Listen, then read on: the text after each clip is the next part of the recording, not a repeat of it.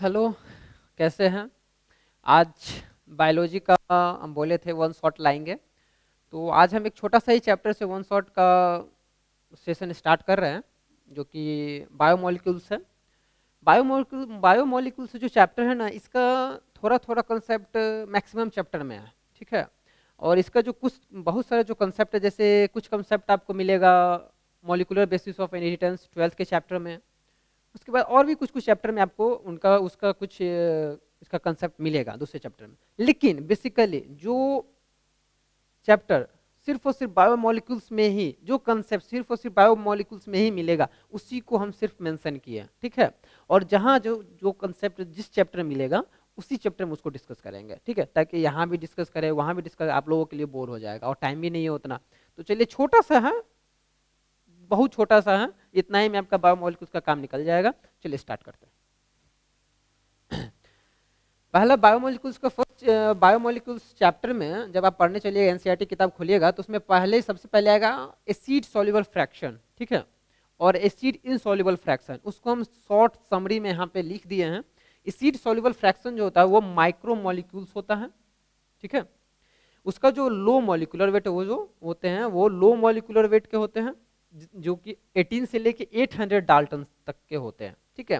इसका कुछ एग्जाम्पल क्या होता है? सिंपल वाटर होता है, मिनरल्स होता है, अमाइनो एसिड होता है, शुगर होता है, न्यूक्लियोटाइड्स होता है। ठीक है। फिर इन एसिड इनसॉल्युबल फ्रैक्शन क्या है? ये होते हैं मैक्रोमोलिक्यूल्स। ठीक है। इनका जो हाई मॉलिक्यूलर वेट होता है, इनका हाई मॉलिक्यूलर वेट होता है यूजुअली कितना? 10,000 डाल्टन, 10,000 डाल्टन होते हैं इनका मॉलिक्यूलर वेट, और ये ज्यादा होते हैं। इनका कुछ एग्जाम्पल है, जैसे carbohydrate, proteins, nucleic acid, lipids. ठीक है। इतना देखिए,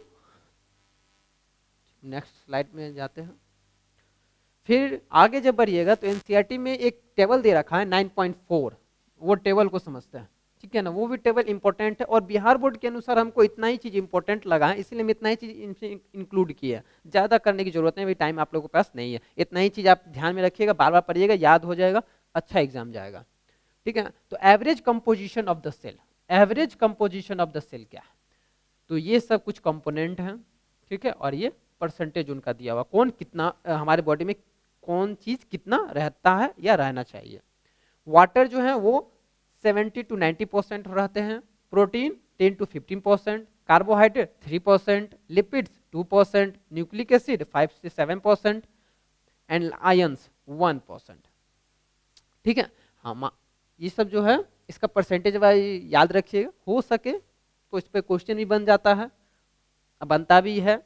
तो इसको बस उतना ही याद रखिएगा। इतना ही बायोमोलिक्यूल्स में अभी तक इंक्लूड किए हैं। आपको लगे कि नहीं सर थोड़ा और होना चाहिए, तो हमको कमेंट सेक्शन में बताइएगा, वो भी कर ही देंगे, लगे हाँ डिस्कस। ठीक है। तो दैट्स ऑल। इसको फिर से एक बार देखिए, पढ़िए और तैयारी अच्छे से कीजिए। That's all. Have a nice day. Thank you.